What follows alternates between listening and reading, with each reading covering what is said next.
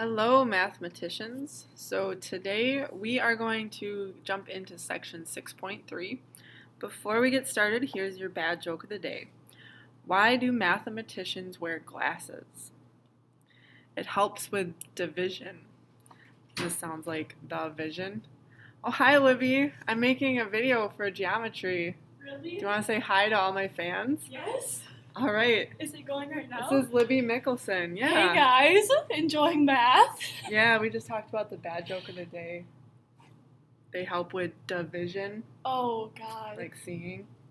You like that? I love it. All right, well, great. We got a fan. Okay, thanks, Libby. No problem. Okay, so here's your essential question. If you guys want to pause the video and jot this down, then we'll talk about things a little bit.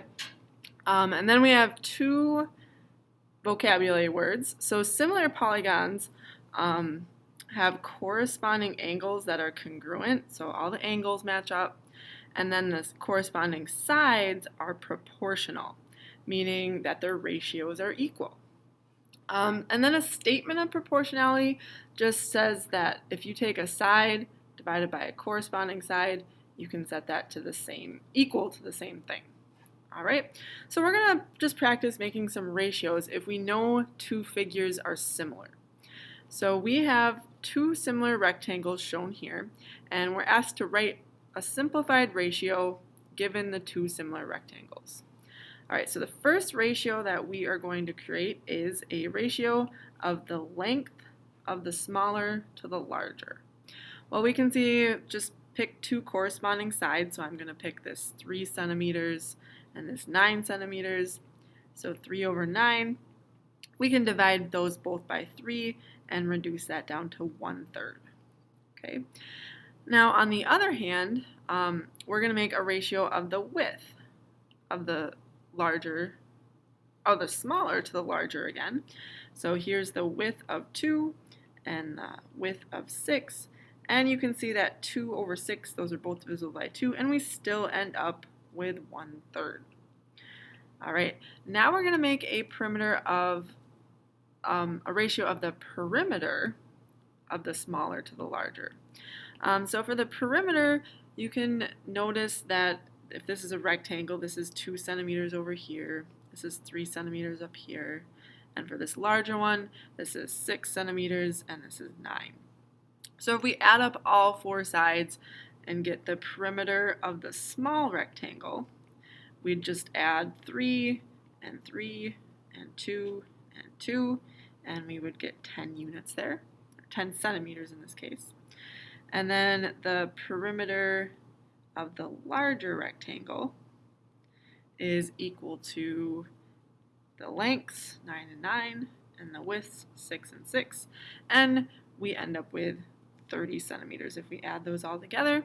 So the perimeter of the smaller to the larger is 10 over 30, which again reduces down to 1/3. So notice that those ratios are all the same because they are just dealing with the lengths here. All right, so that's going to actually lead us to this next theorem here, our first theorem in chapter 6. And it says if two polygons are similar, then the ratio of their perimeters is equal to the ratios of their corresponding side lengths. And we kind of just saw that in that example up above. The ratio of these lengths, if we reduce it down, is the same as the ratio of the perimeters. They all ended up being 1/3. So that's all this theorem here is saying. All right, and corresponding lengths could be anything. That could be like the side lengths, the height or the altitude, medians, mid-segments, and so on. Like all of those similar those triangle segments that we talked about back in chapter 5. All right, so let's look at an example here. We're going to use this diagram, and we know that this quadrilateral CDEF is similar to MJKL. So if you notice here, the position of these letters is very important. This means C and M are the matching angles. So if it's rotated or flipped around, that's kind of a helpful way to remember that. And likewise, D goes with J, so that means angle D is the same as angle J. And E goes with F, or no, E goes with K rather. So angle E here matches with angle K here. And lastly, we know that F has to go with L. So this angle F matches with this angle L. All right. So if we look at example 4, it's just asking us to list all the pairs of congruent angles. Well, we basically just did that. Angle C is congruent to angle M. Angle D is congruent to angle J. And we have angle E is congruent to angle K. And then that last angle F is congruent to angle L. So you can either look at it from the this statement here, this statement that they are similar, or you can look at it from the picture. All right, and then we're going to write ratios of the corresponding side lengths in a statement of proportionality. So this is just pretty much matching up the sides. So we know, for example, that side CD right here matches with side MJ. So we put CD over MJ, and then we do the same thing for the other 3 sides. So side DE goes with side JK, so DE over JK would be our next ratio. And then we've got EF matches with KL. And lastly, CF matches with MJ. All right, so this would be a statement of proportionality is what we call this. And usually we just use 2 ratios and we set up a proportion. You can make a statement of proportionality with whatever many number of sides that you have. Usually we just look at 2. All right, so we're going to do that now to solve some problems. So we're going to determine if these polygons are similar. And then if they are, we're going to write a similarity statement and give the scale factor. Okay, so if we look at, we have to look at the ratios of all of the corresponding sides. So for example, this side of 6 goes with this side of 9. And if we start with that ratio of 6 over 9, which reduces down to 2/3, we need to make sure all of the sides reduce down to 2/3. So now we have this 4 and this 6. Well, 4, 6 reduces down to 2/3. We have this 4 and this 6, which still reduces down to 2/3. And then lastly, we have this 4 and this 6, which still reduces down to 2/3. So that the fact that they all equal 2/3 means that they are, all the sides are proportional. So yes, they are similar. And then if they're similar, it says to write a similarity statement. So our similarity statement is just matching up the corresponding angles. So G, H, I, J is similar to K, L, M, N. So you need to make sure that when you're doing this, the first letters match up, the second letters, those angles correspond, the third letters, those angles correspond, and the fourth letters correspond. So everything should match up in your similarity statement. And then lastly, it says to give the scale factor. Well, the scale factor in this case is 2/3 because all of the sides reduce down to that. All right, now let's look at number 7. So if we start with 2 sides that correspond, so I'm looking at the longer sides here, first of all. So I have 8 and 6. Those are the lengths. So let's see what 8, 6 reduces down to. That would be 4/3. And then if I look at the widths of these rectangles, I have 6 and 3. Well, 6 and 3 divides down to 2 over 1, and those are not equal. So we would say no, that these are not similar because the sides are not proportional. So if the sides are not proportional, you can't say that these are similar. All right, so now let's look at finding some unknowns. All right, in the set of figures below, triangle ABC is similar to triangle DEF. Find the variable value, so we're going to be solving for x or y or whatever, and indicate the type of special segment shown, okay? And that is shown as a dashed segment. All right, so if we look at this figure here, we have this dashed segment right here, y, and this dashed segment right here, 16. So we're going to set up a proportion of y over 16 is equal to these corresponding sides, 27 over 36. And then just like we did in the last couple of sections, we can cross multiply here. So we have y times 36 gives us 36y. And 16 times 27 is 432. And then if we divide both sides by 36, we'll get y equals 12. So that's the variable value. And then it asks us to identify this. We'll notice that it goes from the vertex to the midpoint.